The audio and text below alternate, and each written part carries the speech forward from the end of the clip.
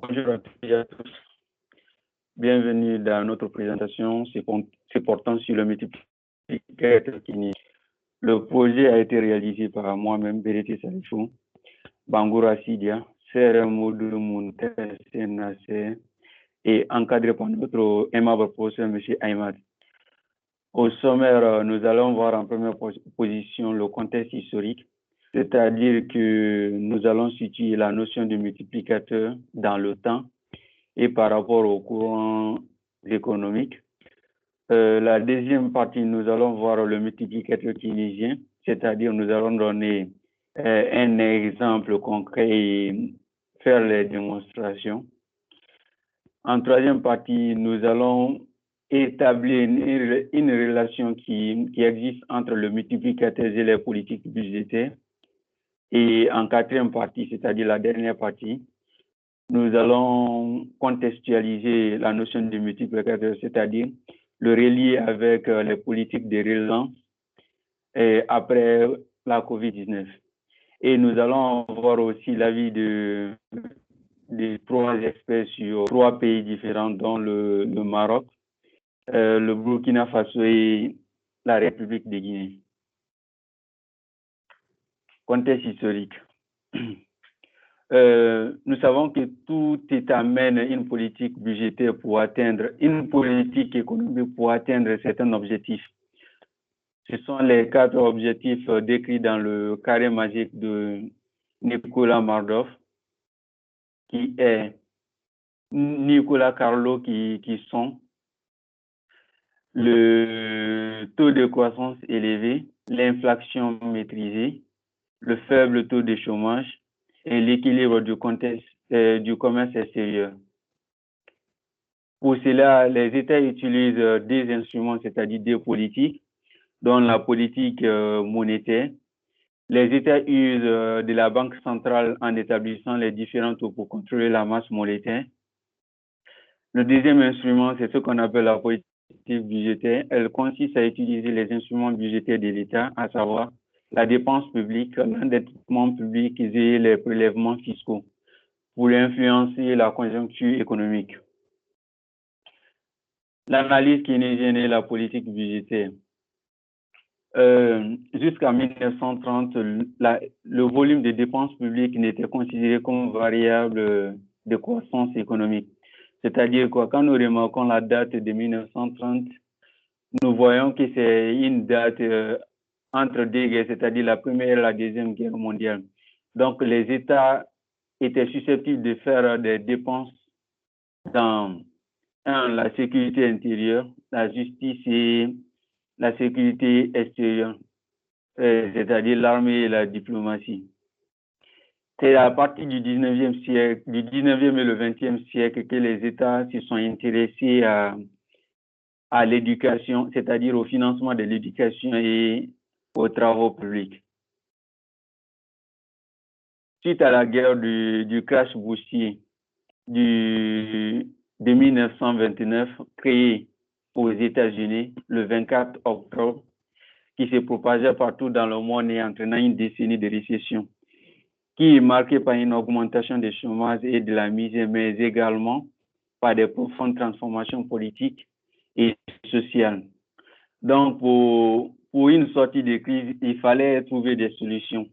Il fallait trouver des idées qui pouvaient sortir le monde de cette misère, de cette crise.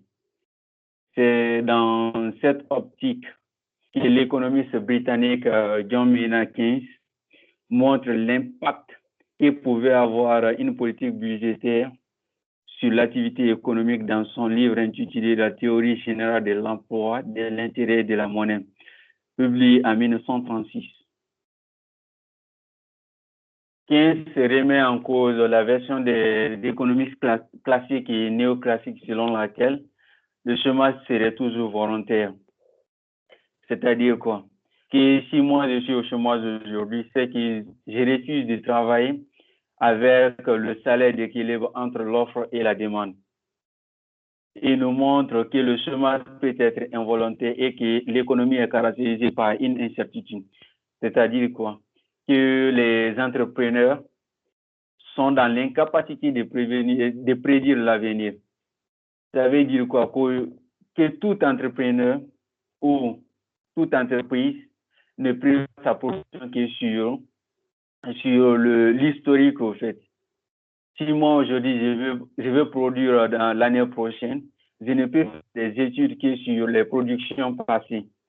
Donc, en fonction de ces productions, je fais une demande espérée. C'est-à-dire, c'est la demande que je m'attends en tant qu'entrepreneur pour réaliser une production. Et ainsi, quand je décide du niveau de production, je peux décider du niveau d'emploi.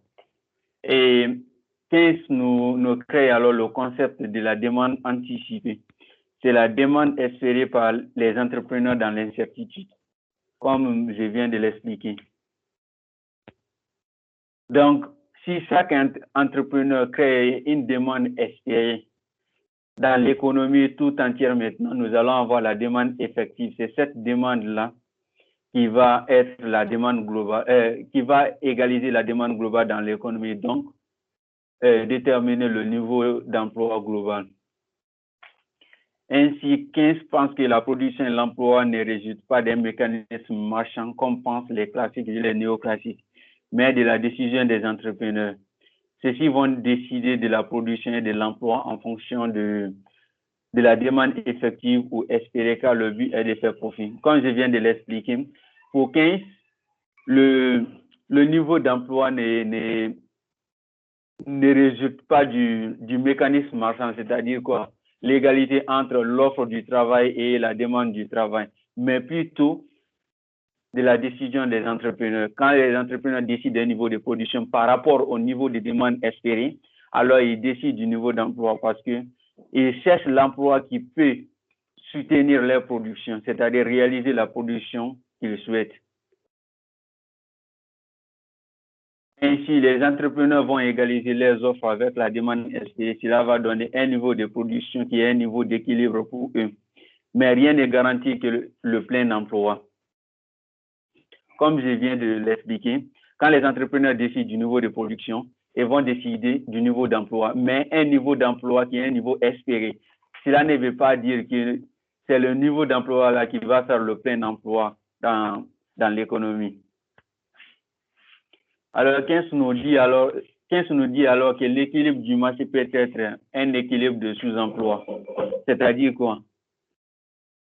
Quand nous remarquons la représentation là, sur l'axe des abscisses, nous avons la quantité de travail, sur l'axe des ordonnées, le taux de salaire.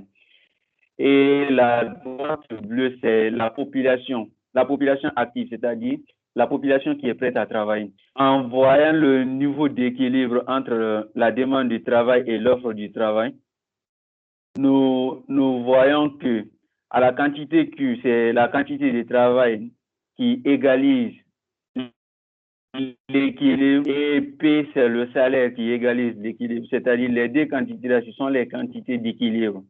Et nous voyons une quantité de chômage, ce qui est encadré là, la partie chômage, nous voyons la partie là, c'est la population active qui est prête à travailler avec le salaire P, c'est-à-dire le salaire d'équilibre. Mais les entrepreneurs sont dans l'incapacité de les embaucher parce qu'ils ont fait une production sur la demande espérée. Ils ne peuvent pas embaucher plus que cette quantité qu'ils veulent pour réaliser la production.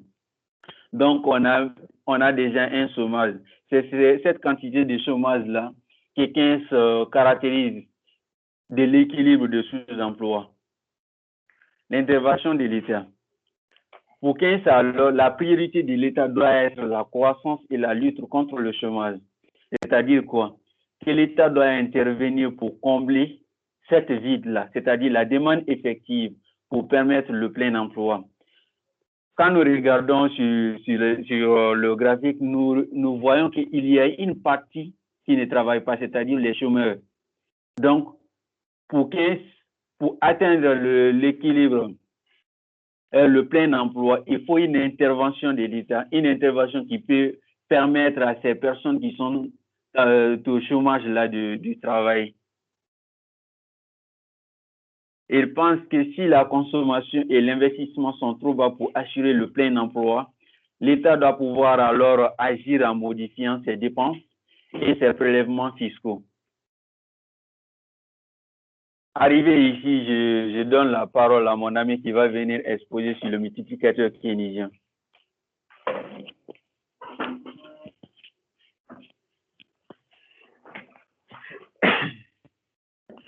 Bonjour à tous.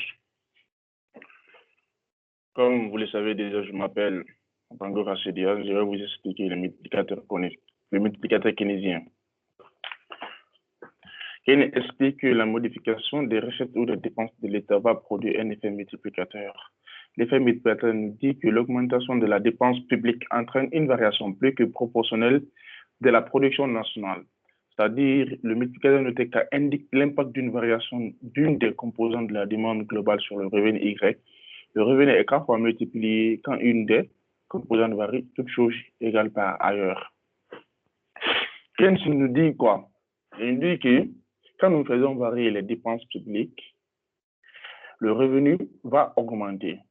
Donc, cette augmentation du revenu est appelée l'effet multiplicateur. Quand nous prenons par exemple le principe du multiplicateur keynésien se base sur un équilibre fondamental, l'équilibre emploi-ressources. Nous savons que l'équilibre emploi-ressources est comme la production et le revenu.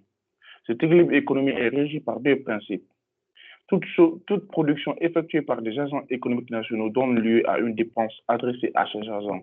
Si nous prenons par exemple l'exemple sur une entreprise, quand l'entreprise veut produire, c'est l'entreprise même qui dépense. Qui dépense. Donc, les dépenses-là, leur sont directement adressées. Toute production se décompose en revenus.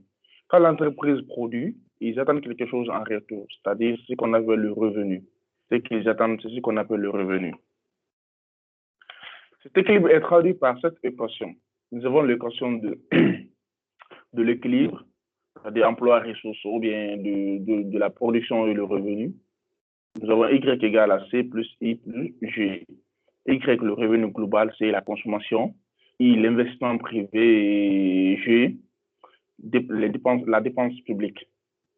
Nous avons aussi la consommation. La consommation est égale à la proportion marginale à consommer fois le revenu disponible. Le revenu disponible qui est égal à Y moins T plus F, c'est-à-dire Y, qui est le revenu global, comme je l'ai dit tout à l'heure. T, les taxes, et F, les transferts sociaux. Le C0, c'est la consommation autonome, c'est-à-dire que quel que soit le revenu, nous devons obligatoirement consommer. On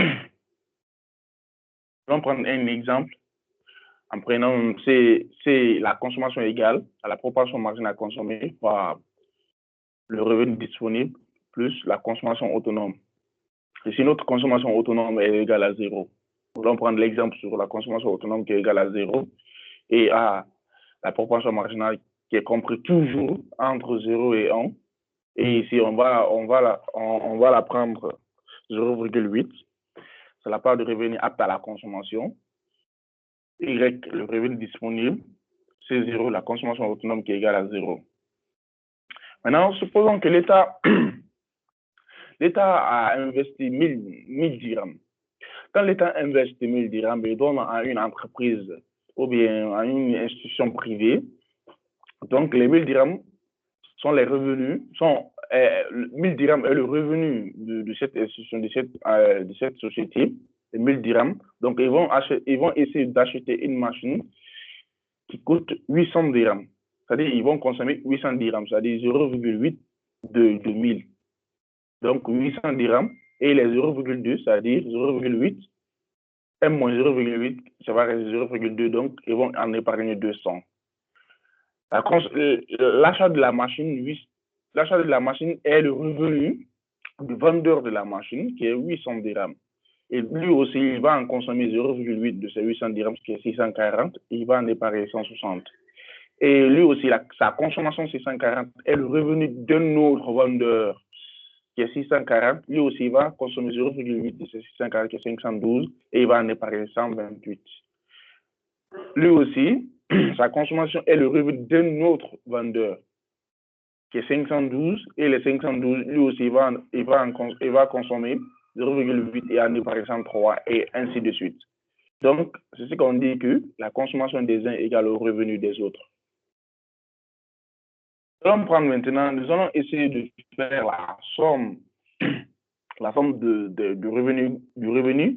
Donc, I delta Y, c'est le revenu global. Donc, c'est la somme des revenus. Nous allons prendre la somme des revenus maintenant.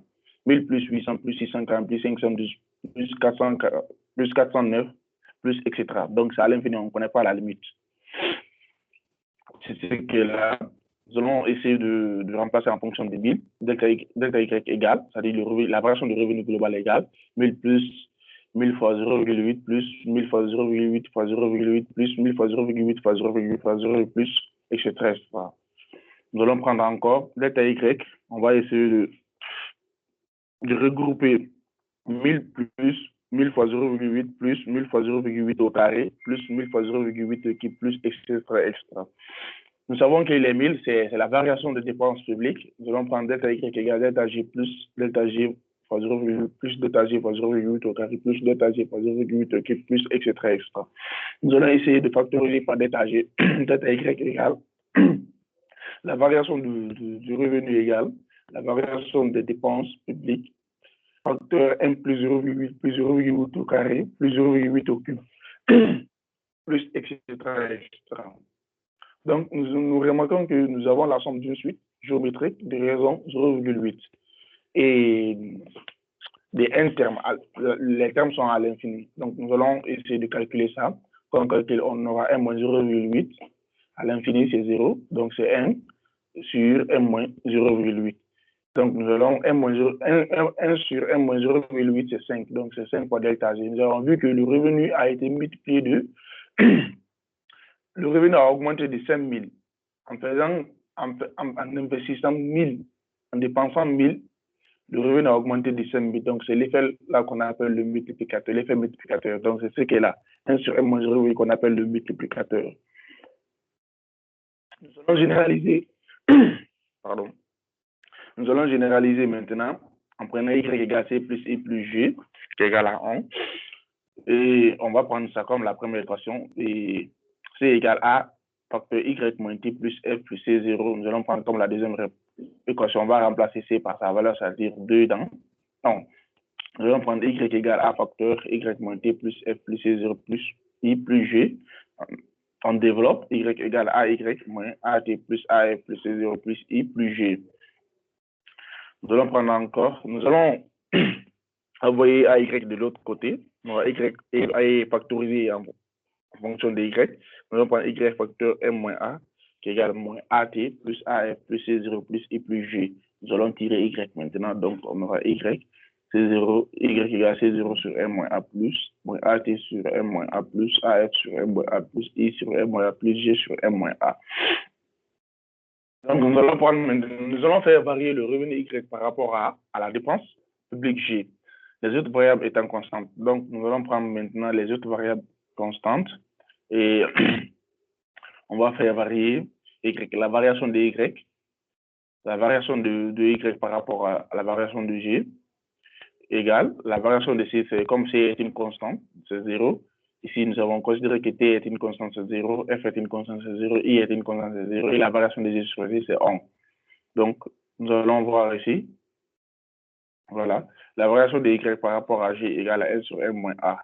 Donc, nous allons prendre ici, on tire la variation de Y, c'est 1 sur M moins A, la variation de G. Donc, les 1 sur M moins A, c'est ce qu'on appelle le multiplicateur simple ou le multiplicateur budgétaire pour notre cas. Maintenant, on peut conclure que l'augmentation de la dépense publique entraîne une augmentation plus importante du revenu national sous le fait de l'électricité. Comme nous avons vu, l'État a dépensé 1000 dirhams et le revenu a augmenté de 5000, c'est-à-dire 5 fois 1000 dirhams. Nous allons faire varier aussi en fonction de l'impôt T, des taxes, et en prenant aussi les autres variables comme des constantes. Nous allons prendre ici Y, la variation de Y par rapport à la variation de T. C0, c'est déjà une constante, donc c'est sa variation par rapport à T, c'est 0. F aussi, on a considéré comme une constante variation par rapport à à T0. Nous allons considérer les trois autres comme des constantes, donc leur variation par rapport à T0. Nous allons retrouver ceci. La variation de y par rapport à la variation des taxes égale moins a sur m moins a. En tirant delta y, en tirant la variation de y du revenu global, nous aurons moins a sur m moins a delta t. Moins a sur m moins a delta t, c'est ce qu'on appelle le multiplicateur fiscal qu'on note après. On peut dire que la modification du contact du montant des impôts entraînera une variation plus que proportionnelle du revenu national. Et c'est là, quand nous prenons par exemple dans cette équation, nous avons dit que quand nous prenons cette équation, C égale A étoile Y moins T plus F, quand nous diminuons les impôts, le revenu disponible va augmenter, c'est-à-dire Y plus F moins T, c'est-à-dire moins T va diminuer. Donc, ça va permettre au revenu disponible d'augmenter. Et si le revenu disponible augmente, le revenu global aussi va augmenter.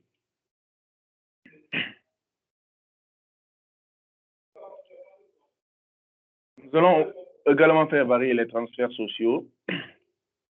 La même chose. Après les calculs, nous allons retrouver aussi delta Y par rapport à delta F égale A sur M moins A. C'est ce qu'on appelle le multiplicateur des transferts sociaux. On peut dire que la modification du montant des transferts sociaux entraînera une variation importante du revenu global, du revenu national ou du revenu global. Nous avons aussi cette équation C égale A étoile Y moins T plus F. En faisant augmenter les transferts sociaux, les indemnités, les allocations familiales et les dons sociaux, on va voir aussi le revenu disponible augmenter. Le revenu disponible va augmenter. Quand le revenu disponible augmente, la consommation va augmenter. Quand la consommation augmente, le revenu global aussi va augmenter.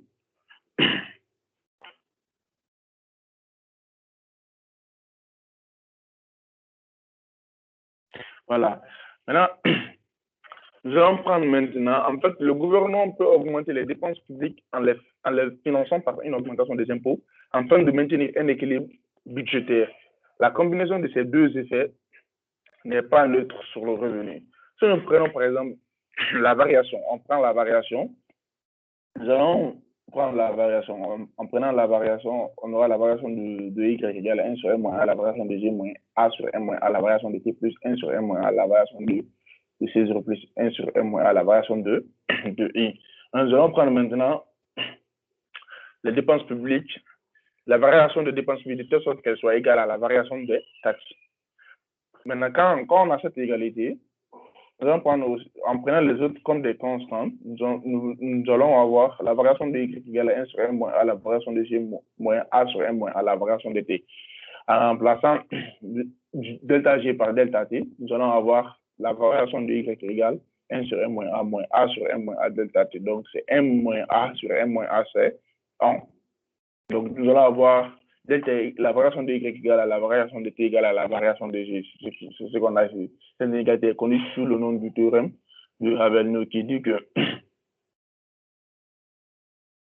l'effet multiplicateur d'un budget équilibré est égal à 1. L'effet multiplicateur d'un budget équilibré est égal à 1. C'est ce qu'on remarque ici.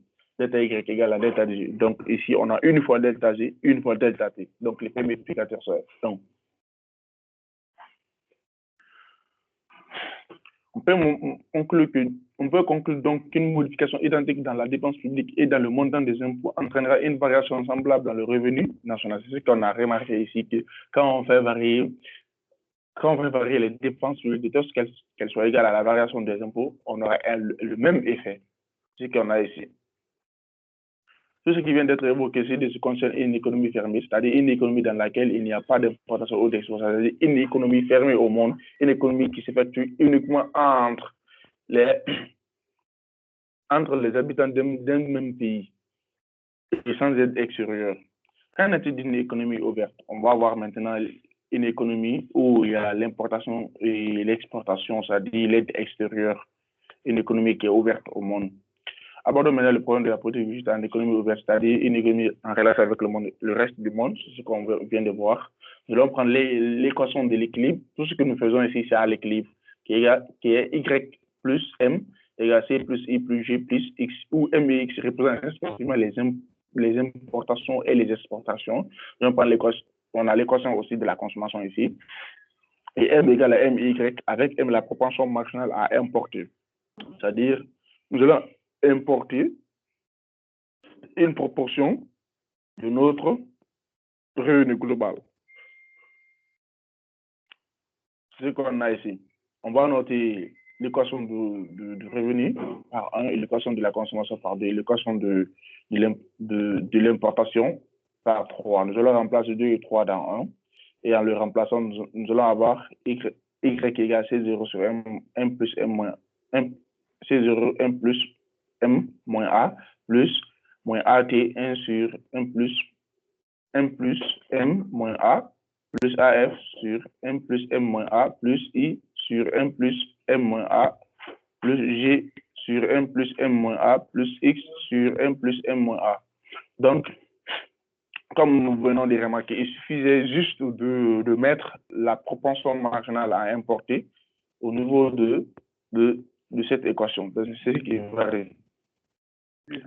C'est ce qui change ici. Il suffisait juste d'augmenter plus M ici dans l'économie ouverte. La proportion marginale à importer. Voilà. Nous avons remplacé en effectuant aussi les calculs précédents. Donc, comme j'ai dit tout à l'heure, il suffisait juste d'augmenter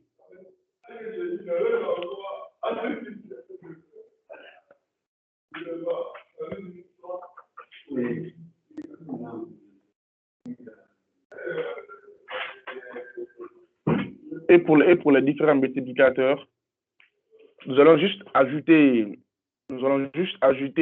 les M, comme nous avons ici pour le multiplicateur budgétaire ou le multiplicateur CM, nous avons la variation de Y égale la variation de G sur M plus M moins A et ainsi de suite. Donc, je passe la parole à mon ami, il va essayer de présenter. Bonjour à toutes et à tous. Je vais partager mon écran.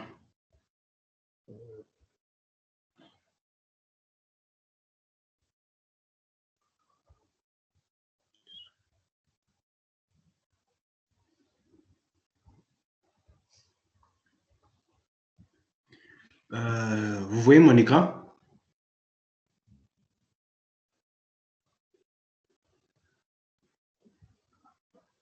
Allô? Vous voyez mon écran?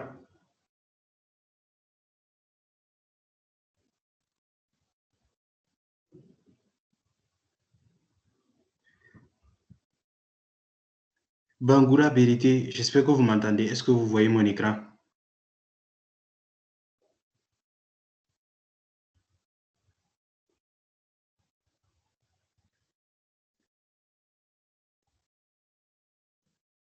Excusez.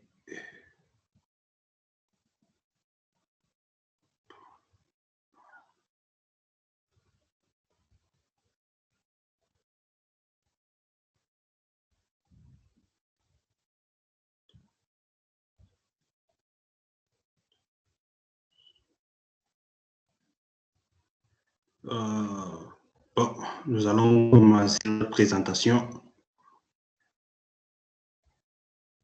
Donc là. OK, multiplicateur et relance économique. Donc, comme mon collègue vient de vous le dire précédemment, ici, vous voyez, nous avons devant nous un graphique qui résume en fait les différents multiplicateurs keynésiens en économie ouverte.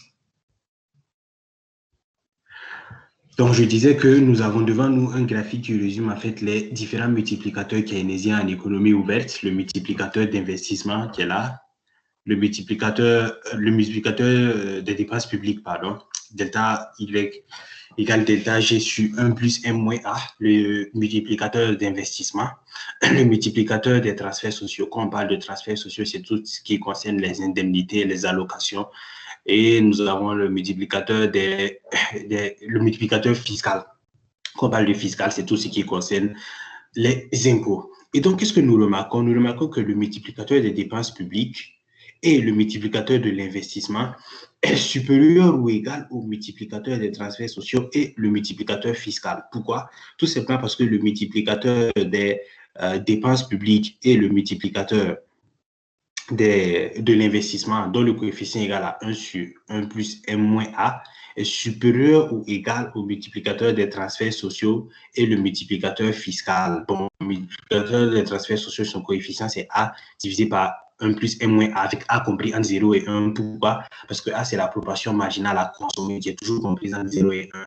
Et bien évidemment, moins A sur 1 plus M moins A est négatif, d'où l'inégalité. Et vous voyez également qu'à gauche en bas, nous avons keynésianisme de gauche et à droite en bas, nous avons keynésianisme de droite. Donc, dans les prochains slides, nous allons vous expliquer avec des exemples concrets c'est quoi le keynésianisme de gauche et le keynésianisme de droite. Mais avant tout, il faut se poser une question fondamentale, c'est quelle sera la conséquence d'une telle inégalité sur le multiplicateur keynésien sur les puissances économiques des différents États. Donc, nous allons le voir dans le slide. Donc, une spécie sur les politiques classiques. L'État relance la demande en période de ralentissement, c'est-à-dire augmenter la dépense publique ou diminuer l'impôt.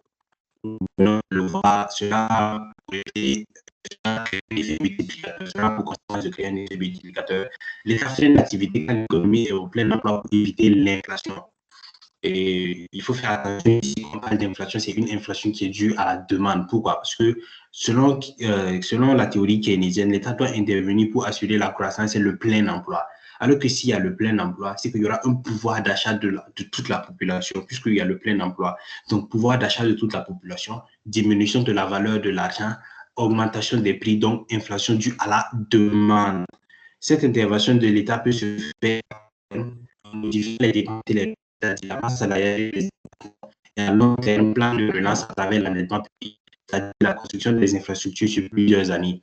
Donc ici, en fait, on a essayé de vous donner les différents instruments qu'un État peut utiliser à court et à long terme pour pouvoir intervenir dans l'économie et créer un effet multiplicateur.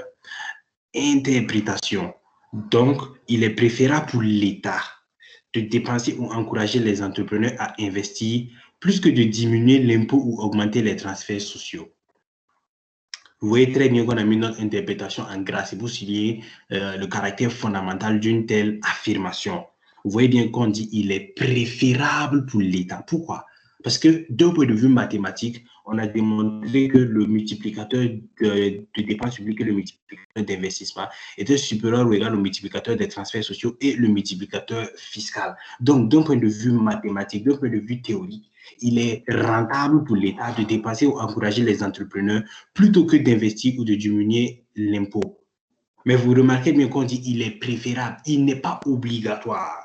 Il est préférable pour l'État, mais il n'est pas obligatoire pour les États. Vu qu'il n'est pas obligatoire pour les États qui vont préférer, les dirigeants politiques qui vont préférer augmenter la dépense publique et augmenter l'investissement, on dirait qu'ils pratiquent le keynésianisme de gauche, et ceux qui vont préférer augmenter les transferts sociaux ou diminuer maintenant la fiscalité et tout ce qui concerne les impôts, on dira d'eux qu'ils pratiquent un keynésianisme de droite. Donc, exemple, la crise des subprimes, nous avons pris un exemple supplémentaire pour que vous puissiez en fait comprendre la notion de multiplicateur et de relance économique et de notion d'intervention de l'État selon la théorie keynésienne. Donc, la mesure de soutien au financement des banques ont été mises en œuvre à la suite des orientations définies par le G7 du 10 octobre 2008 à Washington. Les actions des États se sont alors orientées autour de 4 axes, dont une garantie de l'État, afin d'aider les établissements de crédit, vous voyez, à trouver des financements et l'appui à des reprises d'établissements en quasi-faillite ou en grande difficulté. Donc, on voit bien qu'ici, l'État veut des établissements à trouver des financements pour la reprise d'établissements en quasi-faillite ou en grande difficulté. Donc, l'État français crée en 2008 la Société de financement de l'économie française destinée à financer les banques en difficulté. Donc, vous voyez, qu'est-ce que l'État français a fait? Elle a créé en 2008 quoi? Une société. Mais quelle société? Une société de financement de l'économie française. C'est destiné à financer les banques en difficulté. Donc, vous voyez un État qui crée une société qui est destinée à financer des banques en difficulté. Donc, la SFEF émettra 80 milliards d'euros. Mais regardez, elle prêta 77 milliards d'euros aux banques. Donc, on voit bien ici une intervention de l'État pour pouvoir faire une relance économique. Donc, ici, vous voyez que l'État français a pratiqué le keynésianisme de gauche. Pourquoi? Parce qu'elle a préféré encourager les investisseurs plutôt que de faire de la dépense publique. Aux États-Unis, les pouvoirs publics cherchèrent en priorité des solutions à caractère privé aux défaillances des banques, quitte à convoquer les représentants des entreprises concernées et à s'impliquer dans des modalités techniques ou même financières. Faites attention, regardez, on dit les pouvoirs publics cherchaient en priorité des solutions à caractère privé, keynésianisme de gauche, aux défaillances des banques, quitte à convoquer des représentants aux entreprises concernées et à s'impliquer dans des modalités techniques ou même financières. C'est-à-dire que l'État vient et elle veut faire un plan de relance économique et elle s'implique même dans les modalités techniques ou financières. Donc, c'est pour prouver à quel point l'État intervient dans l'économie. Ainsi fut sauvé en 2008 Merrill Lynch, racheté par Bank of America, Morgan Stanley, grâce à un apport de Mitsubishi, Washington Mutual par JP Morgan Chase. Donc, ce sont des banques qui ont été sauvées par d'autres banques. Pourquoi? Parce que l'État américain a investi dans les banques, puisqu'on dit que c'est à caractère privé, keynésianisme de gauche. Tous ces exemples nous révèlent le rôle clé que doit jouer un État dans la relance des activités lors d'une crise. Quelques limites de la théorie keynésienne. Donc, faites attention ici. Quand on parle de théorie keynésienne, ne voyez pas la théorie keynésienne comme la théorie mathématique ou bien la théorie physique qui ont fait leur preuve depuis longtemps. Vous voyez, ici, quand on parle de théorie keynésienne, en fait, on parle d'une école de pensée, on parle d'un courant de pensée. C'est comme si je disais courant de pensée philosophique, courant de pensée littéraire. Donc, bien de pensée philosophique, école de pensée littéraire. Donc, on parle de théorie keynésienne, c'est un courant de pensée. Donc, les effets limités des plans de relance. Ici, en fait, on va voir les limites de les limites du courant de pensée keynésien. Les effets limités des plans de relance. La nouvelle économie classique, en l'occurrence les néolibéralistes, va-t-elle montrer les limites de la théorie keynésienne?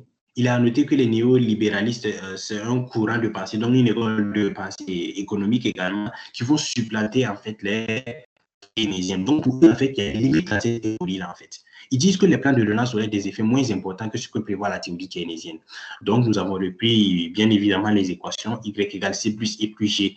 Y, c'est la production globale, le revenu global. C, c'est la consommation globale. I, c'est l'investissement global. Et G, c'est la dépense publique. C égale A en facteur de Y moins T plus F plus C0. A, c'est la proportion marginale à consommer, toujours comprise entre 0 et 1. Ça veut dire que si j'ai, par exemple, 100 euros et que je dis que ma proportion marginale à consommer c'est 0,8, ça veut dire que je consomme 800 euros et j'épargne, non, je consomme 80 euros, pardon. J'ai fait un amalgame avec 1000 euros. Donc, je consomme 80 euros et j'épargne 20 euros en fait. C'est ce que ça veut dire. Y moins T plus F, c'est quoi? C'est le revenu disponible qui est égal au revenu global, moins les taxes plus les transferts sociaux. C'est le revenu que tu disposes, donc tu disposes à la fin après avoir soustrait toutes les dépenses et tous les avantages de l'État. C0, c'est la consommation autonome. Ça veut dire que tu consommes même si tu n'as pas de revenus. En d'autres termes, ça veut dire que la consommation n'est pas, le revenu en fait n'est pas conditionné par la consommation en fait. Nous avons dit que si la consommation et l'investissement étaient moins importants pour atteindre le plein emploi, l'État devrait alors intervenir en augmentant ses dépenses publiques pour soutenir l'économie, ce que nous avons dit plus haut, et que cette hausse provoquait un effet multiplicateur, oui. Pour la nouvelle économie classique, en l'occurrence le néolibéralisme, ce mécanisme décrit par Keynes ne fonctionne pas. Alors, quels sont les reproches faits par les néolibéralistes au keynésianisme? La première reproche, c'est l'équivalence ricardienne. Développée par Robert Barreau, selon lui, les agents sont rationnels. Et quand il y a un plan de relance, ils anticipent une hausse des impôts afin de rembourser des déficits publics. Ainsi, les agents vont se préparer en augmentant leur épargne et donc diminuer de fait leur consommation. Donc, les effets du plan seront contrefaits. En fait, qu'est-ce que Robert Barreau veut nous faire comprendre? Il dit que lorsque nous avons un plan de relance, donc dans une crise économique, forcément, c'est que le budget de l'État sera déficitaire. Et donc, l'État doit se financer. Et donc, pour qu'un État puisse équilibrer son budget, puisse avoir un financement pour pouvoir combler le déficit budgétaire, il y a deux moyens. Soit l'État émet de la dette, soit elle augmente les impôts. Mais maintenant, lorsque on est en période de crise, les agents sont rationnels, ils savent en fait qu'il peut y avoir une possibilité d'augmentation des impôts. Et donc, pour parer à cette éventualité-là, ils vont consommer moins et épargner plus. Donc, on voit très bien qu'une intervention de l'État pour pouvoir se financer, injecter de la liquidité et créer un effet multiplicateur va conditionner les agents là à moins consommer et donc à plus épargner pour pouvoir payer les impôts. Donc, on voit que les effets du plan sont contrôlés. l'effet d'éviction de l'investissement privé par rapport à l'endettement public. Qu'est-ce que nous avons dit précédemment? Nous avons dit que pour se financer, un État peut avoir recours à la dette ou bien l'État peut avoir recours à l'augmentation des impôts. Donc, on va supposer que l'État a recours à la dette. Si l'État a recours à la dette, qu'est-ce qui va se passer? Nous sommes en période de crise. Ça veut dire que lorsque l'État va vouloir s'endetter, étant en période de crise, les investisseurs, en fait, vont préférer investir dans de la dette étatique plutôt, en fait, que dans de la dette émise par des entreprises qui sont privées. Pourquoi? Parce que, en fait, les États sont solvables. Ça veut dire que la majorité des États, lorsqu'ils prêtent de l'argent, sont en mesure de rembourser, en fait, cet argent-là. Donc, maintenant, les investisseurs vont préférer prêter plus de l'argent aux États plutôt que de préférer prêter de l'argent à l'investissement privé, puisque nous sommes en période de crise. Déjà, les entreprises sont en train de licencier les gens et les entreprises ont diminué la production. Donc, vous voyez bien en fait que émettre de la dette encore, c'est suspicieux. Donc, on préfère plus investir dans l'endettement public que dans l'investissement privé. Et donc, on voit bien en fait que dans une économie, lorsque les ménages épargnent, ça veut dire que ce sont les marchés financiers qui vont prendre cette épargne-là maintenant et redistribuer ça maintenant dans l'investissement. C'est-à-dire ceux qui veulent s'endetter, les États qui veulent s'endetter, les entreprises qui veulent s'endetter, ce sont le rôle des marchés financiers. Donc, en d'autres termes, qu'est-ce qui se passe? L'épargne reste constante, oui, puisque les gens épargnent constamment. Autrement dit, plus de personnes voudraient emprunter avec la même somme à prêter. Pourquoi? Parce que l'État veut emprunter. Les entreprises veulent emprunter, alors qu'il n'y a qu'une somme disponible seulement. Et vous voyez bien qu'on est en temps de crise. Donc, je vais préférer plus prêter mon argent à quelqu'un à qui je sais qui va rembourser mon argent, qui est solvable en fait. Et donc, maintenant, on va préférer emprunter l'argent aux États plutôt qu'à l'investissement privé. Donc, qu'est-ce qui va se passer en fait? Il y aura un effet d'éviction. Ça veut dire que les entreprises privées qui voudront se relancer pour pouvoir augmenter la production, donc de fait, accroître maintenant, diminuer le chômage et accroître le travail, si on peut le dire ainsi, vont se trouver évincés en fait. Donc, ils n'auront plus les fonds nécessaires pour pouvoir comment je vais dire ça, pour pouvoir redémarrer leur économie et redémarrer leur production. Et même, on peut dire, ils n'auront plus assez de liquidités pour pouvoir faire leur exportation et leur importation. Donc, c'est dire exporter, importer les différents produits qui seront nécessaires à la croissance de leur entreprise. Donc, on voit qu'une intervention de l'État va nuire à la croissance voulue puisque cela va diminuer l'investissement privé. L'effet d'ouverture des économies. Nous avons pris ici les différents types de multiplicateurs, le multiplicateur budgétaire, le multiplicateur d'impôts, transferts sociaux, investissements. Tout ça, ce sont des multiplicateurs en économie ouverte. La différence entre l'économie fermée et l'économie ouverte, c'est qu'on a l'apparition seulement du petit m au dénominateur qui est la proportion marginale à importer, toujours comprise entre 0 et 1. En économie ouverte, le multiplicateur est moins important qu'en économie fermée, bien sûr, puisque M, on a l'apparition d'un nouveau terme au dénominateur. Donc, cela aura pour effet d'agrandir encore plus le dénominateur, donc de diminuer de fait, en fait, tout le quotient. Et donc, on voit très bien qu'en économie fermée, M est égal à 0. Donc, 1 sur 1 plus M moins A est inférieur à 1 sur 1 moins A. Donc, puisque si l'État augmente la dépense pour soutenir l'économie et que les agents utilisent cette richesse pour acheter des produits importés, la relance aura un effet moins que celui escompté. En d'autres termes, en temps de crise économique. Donc, il est préférable pour l'État, pour les agents de consommer des produits qui sont locaux, puisque le fait de consommer des produits locaux va augmenter. L'écran ne change pas, c'est bon. Vous dites? On ne voit qu'une seule partie, quoi. De mon écran?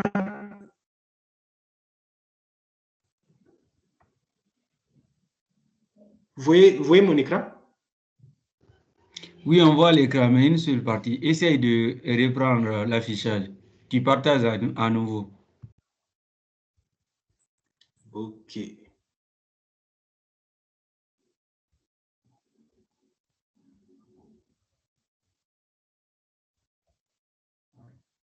Et là, vous voyez? Pas encore. Partage. Et là? Voilà, ça va. Donc, bon. Donc, je reprends tout à 0, mais je continue en même temps.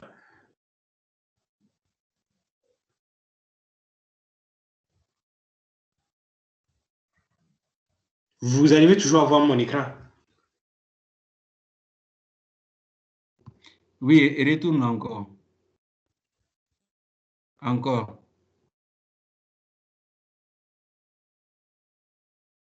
Ah, c'est bon? Retourne encore. Non, viens devant. Voilà, c'était ici. C'est là. Juste, voilà, là-bas.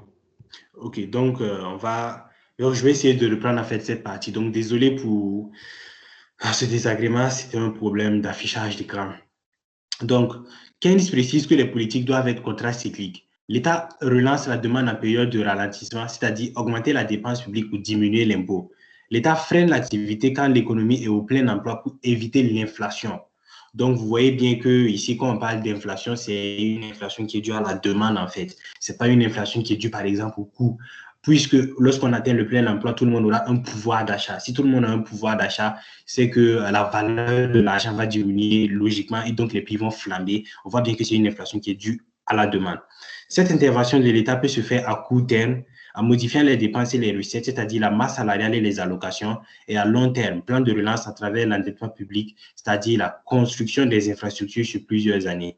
Donc ici, en fait, on a essayé de donner des instruments dont l'État peut se servir en fait pour pouvoir intervenir dans l'économie et créer un effet multiplicateur.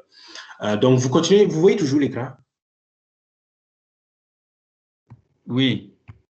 Ok, donc parfait. Interprétation. Donc, il est préférable pour l'État de dépenser ou encourager les entrepreneurs à investir plus que de diminuer l'impôt ou augmenter les transferts sociaux. Donc, vous voyez bien en fait qu'on dit qu'il est préférable pour l'État. Pourquoi? Parce que d'un point de vue mathématique, on a démontré précédemment que le multiplicateur des dépenses publiques et celui de l'investissement sont supérieurs ou égaux au multiplicateur des transferts sociaux et au multiplicateur fiscal. Donc, d'un point de vue mathématique, il est préférable pour l'État de dépenser ou encourager les entrepreneurs à investir, puisque ça aura un effet multiplicateur plus conséquent que le multiplicateur des transferts sociaux et le multiplicateur fiscal ici.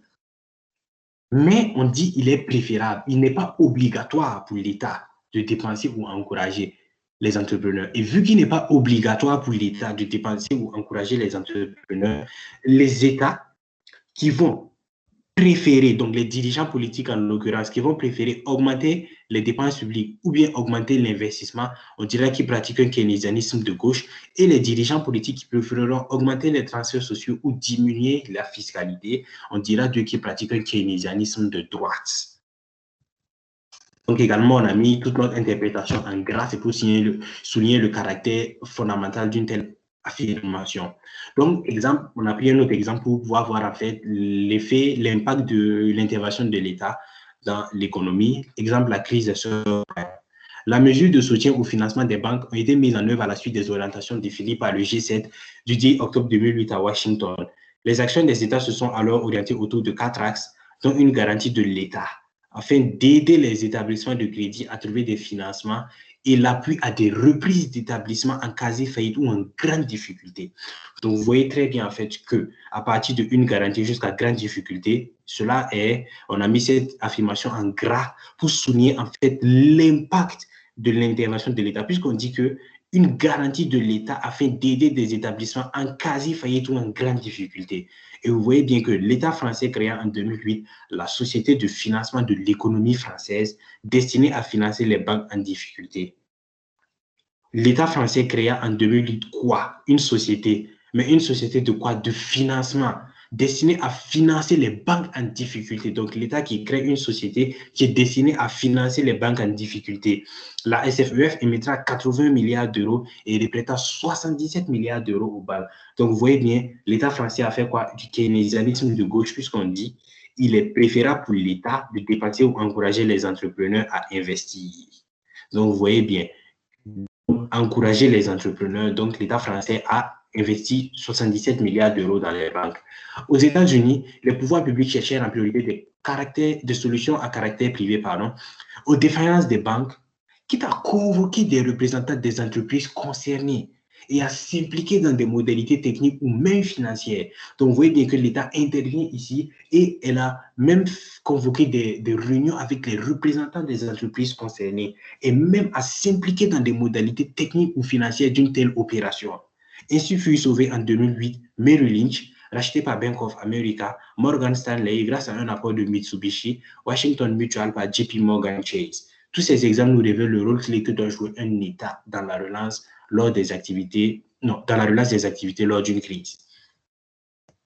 Quelques limites de la théorie keynésienne. Donc, ici, quand on parle de théorie keynésienne, c'est juste pour dire le courant de pensée keynésien ou bien l'école de pensée keynésienne. Donc, on dit les effets limités de plans de relance. La nouvelle économie classique, en l'occurrence les néolibéralistes, c'est-à-dire c'est un courant de pensée qui va supplanter les keynésiens.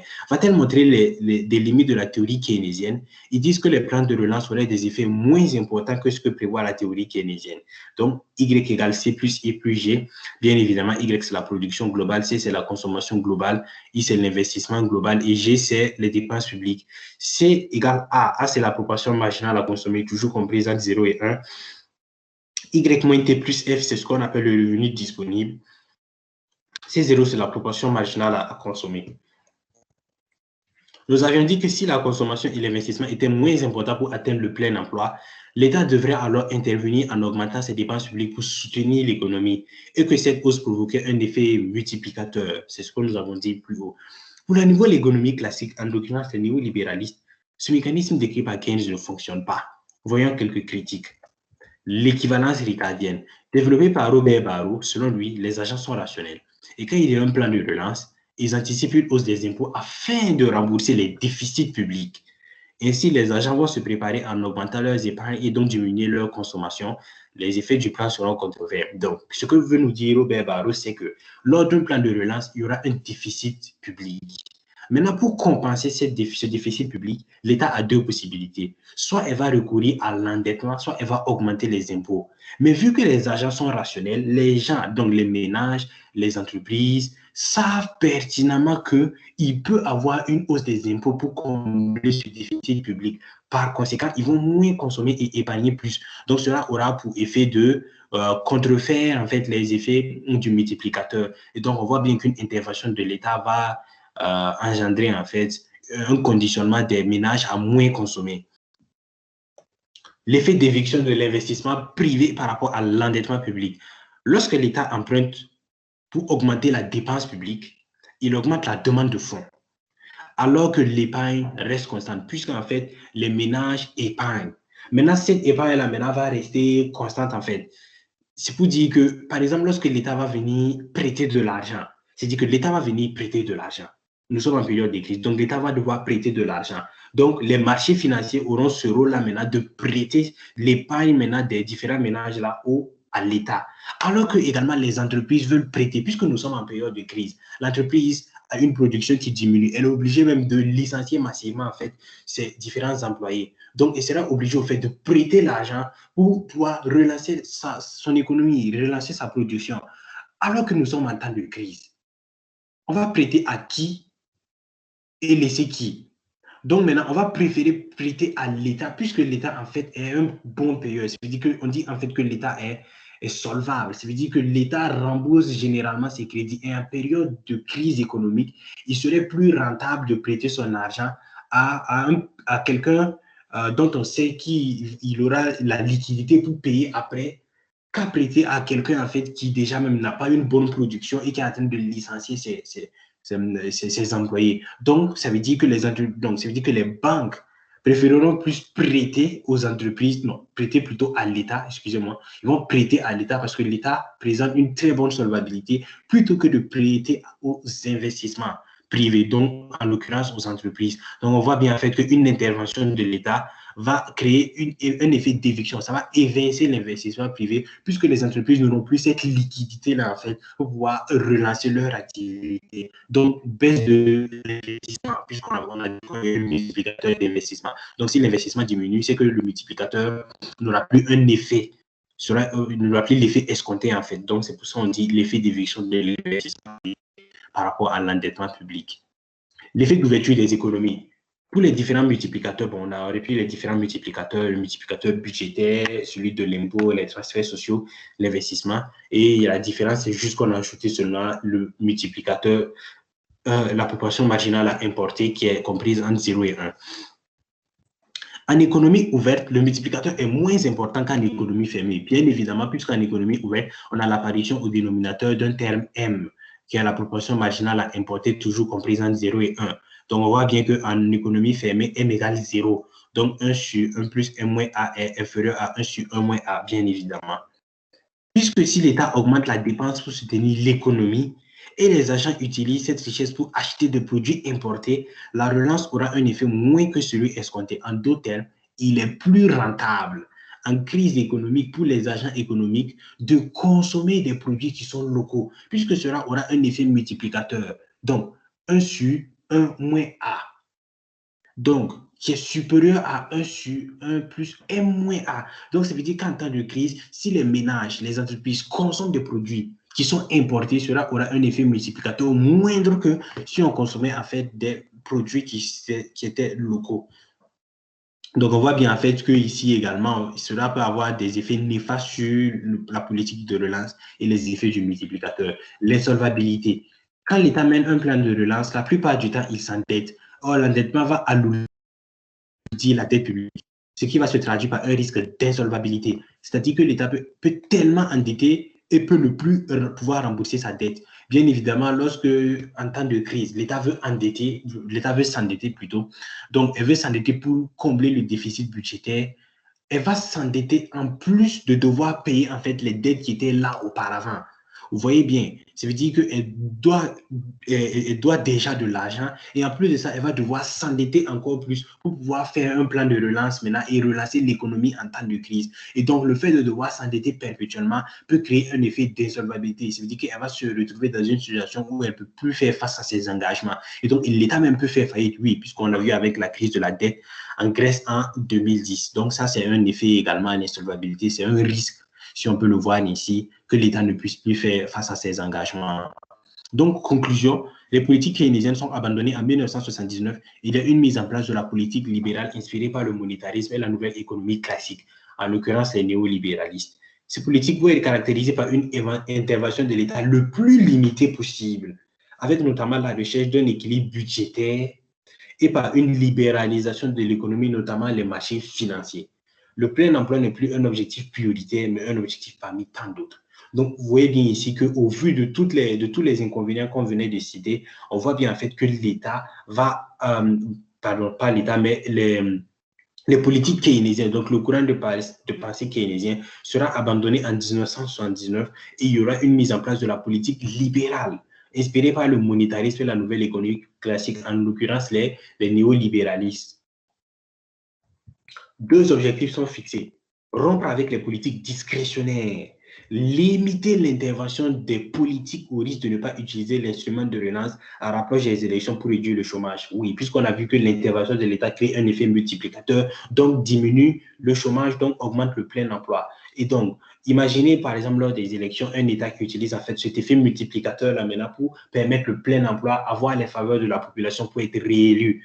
Donc, c'est pour ça en fait les néolibéralistes disent qu'il faut limiter l'intervention de l'État. Pas seulement pour pouvoir être réélu, mais seulement pour garantir la stabilité économique dans le temps, puisqu'on a vu que l'État peut être insolvable, il y a un risque d'insolvabilité. Le fait de devoir sur le long terme injecter de la liquidité pour pouvoir relancer l'économie et garantir la stabilité économique, cela va créer à long terme une instabilité économique, puisqu'à chaque fois, l'État doit injecter de la liquidité. À chaque fois, l'État doit modifier son déficit, non pas modifier le déficit budgétaire, mais doit modifier son budget. C'est-à-dire que l'État doit modifier son budget à chaque fois pour pouvoir intervenir. Et sur le long terme, ça crée une instabilité. Et ça, c'est pas bon. La discipline budgétaire pour éviter l'insolvabilité, ce que nous venons de dire. Pour finir, la théorie néolibérale mise en place au début des années 1980 a aussi eu ses limites. La croissance n'a pas totalement été élevée.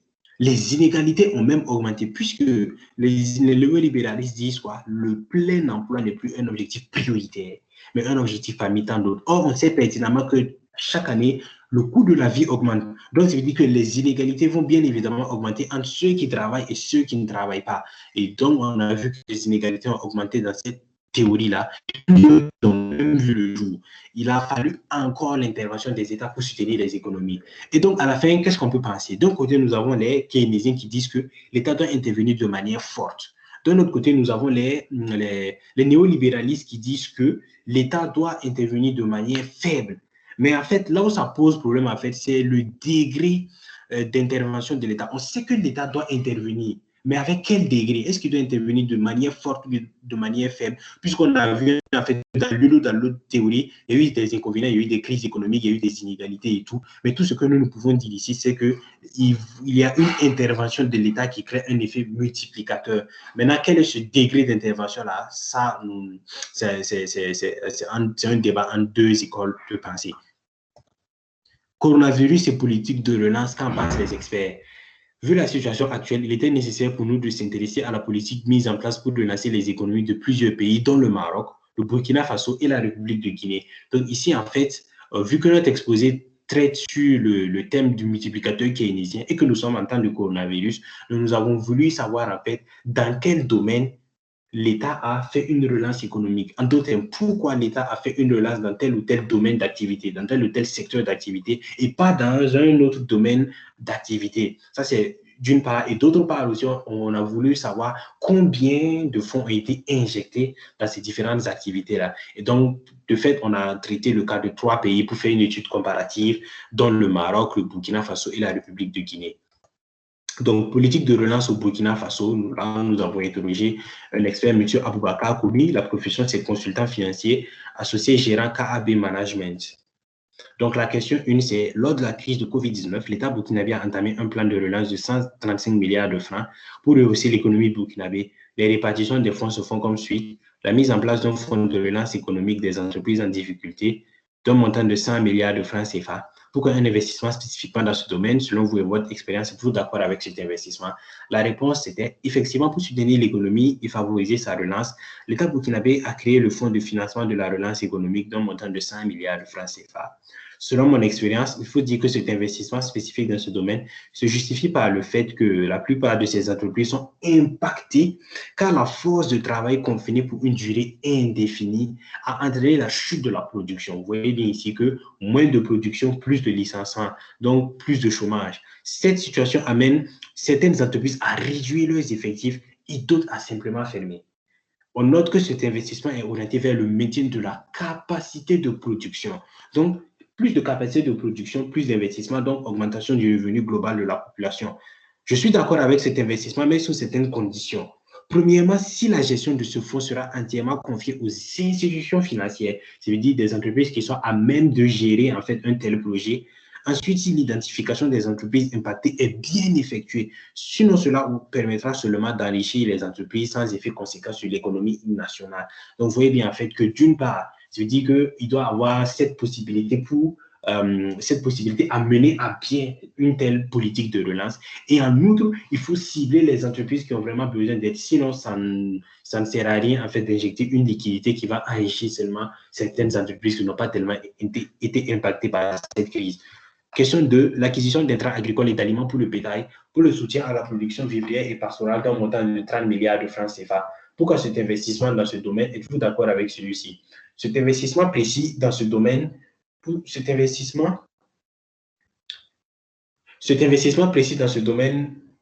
soutenir les entreprises agricoles, raison en partie le problème lié à l'acquisition des intrants qui demeuraient auparavant dans ce domaine, mais aussi à l'impact du Covid-19, car l'économie burkinabé est principalement primaire de type agricole et à commerce informel. Donc, on voit bien en fait une nécessité d'intervention de l'État à hauteur de 30 milliards pour soutenir en fait cette économie, ce secteur d'activité.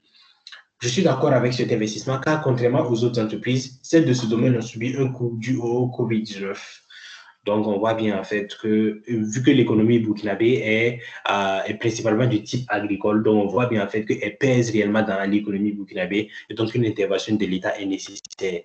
Question 3. L'instauration d'un fonds de solidarité au profit des acteurs du secteur informel, en particulier pour les femmes, pour la relance des activités de commerce et de légumes de fruits, d'un montant de 5 milliards de francs CFA. Pourquoi cet investissement est spécifiquement dans ce domaine? Êtes-vous également d'accord avec celui-ci? Comme nous l'avons dit plus haut, l'économie burkinabé est principalement de type primaire, de type agricole et à commerce informel. Et cet investissement précis dans ce domaine pourra la booster afin de garantir une forte croissance. Question 4. Le financement de la recherche sur les maladies infectieuses et la production des médicaments pour un montant de 15 milliards. Pensez-vous pourquoi cet investissement dans ce domaine et êtes-vous également d'accord avec celui-ci? Il va de soi que lors d'une telle crise, on veut accorder plus d'investissement à la recherche sur les maladies infectieuses et la production de médicaments. Oui, puisque nous sommes en temps de crise. Donc, il va de soi en fait qu'on veut accorder on veut investir en fait de l'argent pour pouvoir améliorer en fait le département de recherche sur les maladies infectieuses. Cela permettra de développer ce domaine, mais il faudra regarder les priorités en matière d'urgence sanitaire.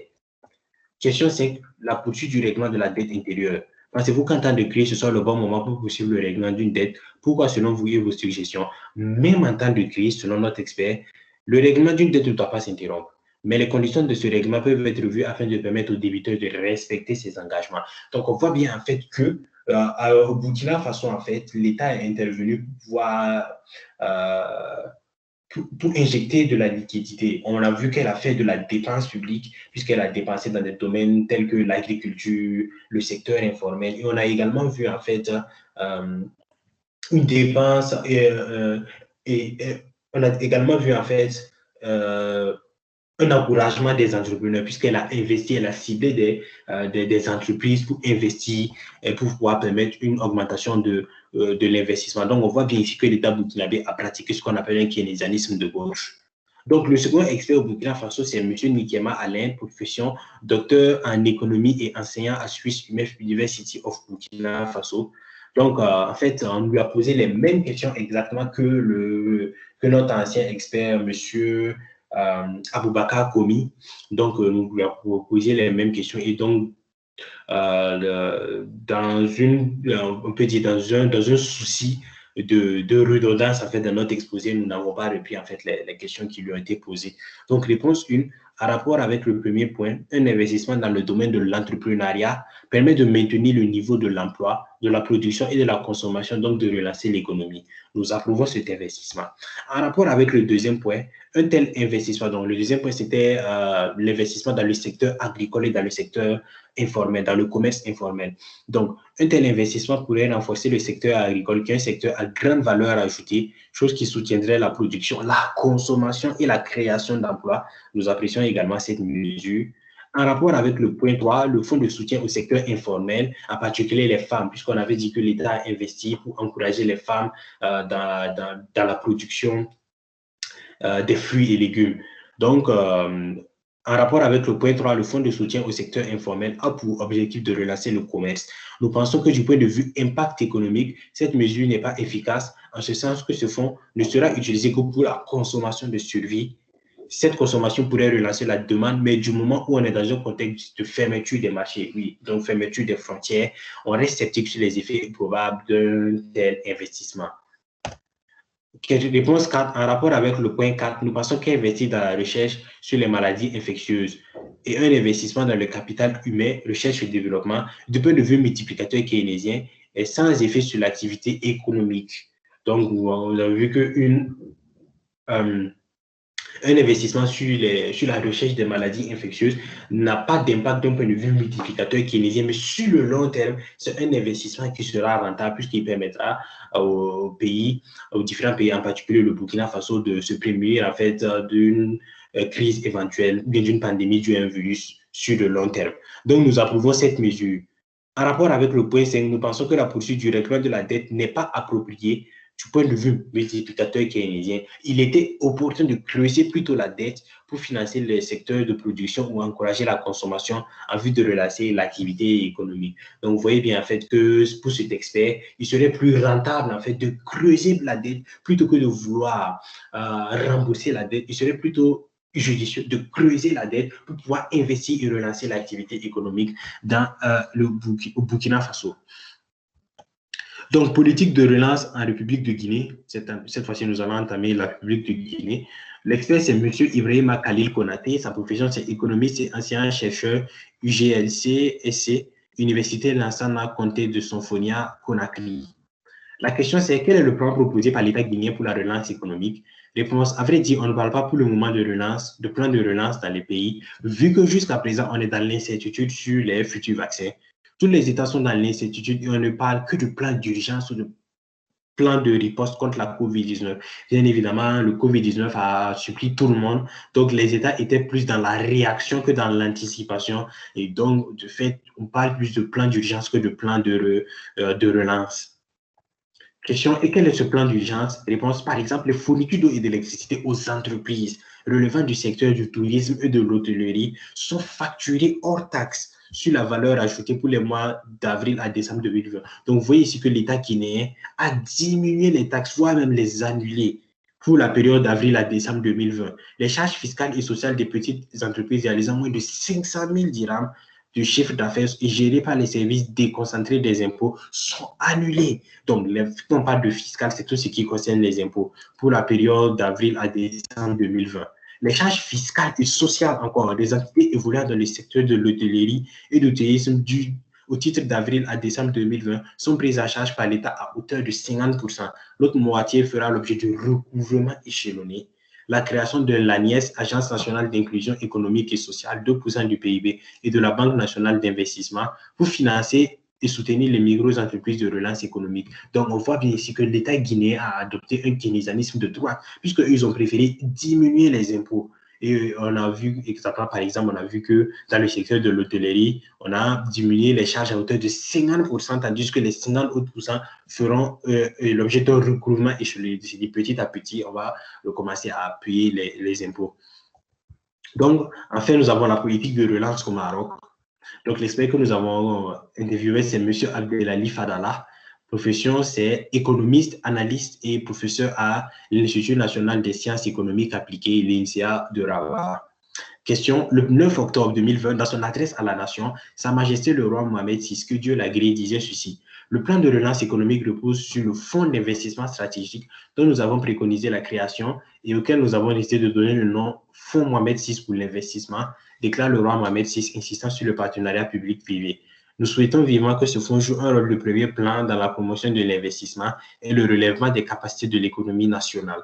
Il interviendra pour doter les secteurs productifs du soutien nécessaire et pour financer et accompagner les grands projets envisagés dans le cadre de partenariat public-privé. Monsieur, pourquoi la création de ce fonds et il va servir à quoi? Comme s'il y allait dans son discours, ce fonds sera de 15 milliards de dirhams provenant du budget de l'État. Donc, vous voyez bien en fait que l'État injecte de l'argent et qui provient de son budget. Les domaines prioritaires vont de la restructuration industrielle à l'innovation et aux activités à fort potentiel. Les petites et moyennes entreprises, les infrastructures, l'agriculture, le tourisme. Et surtout, l'importance qui doit être accordée à l'agriculture et au développement rural dans la dynamique de relance économique. Donc, vous voyez bien en fait, qu'on a une intervention de l'État pour encourager en fait, les secteurs à très fort potentiel, pour encourager en fait, la consommation. Donc, de fait, augmenter la production, donc diminuer le chômage et augmenter le revenu global.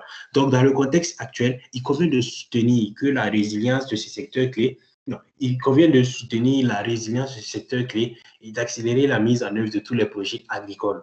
En somme, soutenir la consommation et la production nationale. Pourquoi pas un plan aussi sur la réduction des impôts? Au fait, le contexte actuel n'est pas adapté au modèle de plan de relance empirique, c'est-à-dire compter sur l'effet multiplicateur budgétaire ou fiscal. Nous sommes dans un environnement pour le moment incertain. Donc, une réduction des impôts n'aura pas tellement d'effet dans la croissance. Donc, également, concernant cet expert, en fait, on est plus dans un plan, donc dans une situation incertaine, donc dans un plan de riposte, en fait, donc dans un plan d'urgence. On est plus dans l'action que dans l'anticipation, en fait. Et donc, c'est pour ça, en fait, qu'on ne peut pas parler d'un plan sur les réductions des impôts, parce qu'en fait, on est dans un environnement qui est incertain. Donc, une réduction des impôts n'aura pas tellement d'effet dans la croissance. Et c'est ce qui m'a fait à notre exposé sur le multiplicateur keynésien. Merci à toutes et à tous pour votre attention.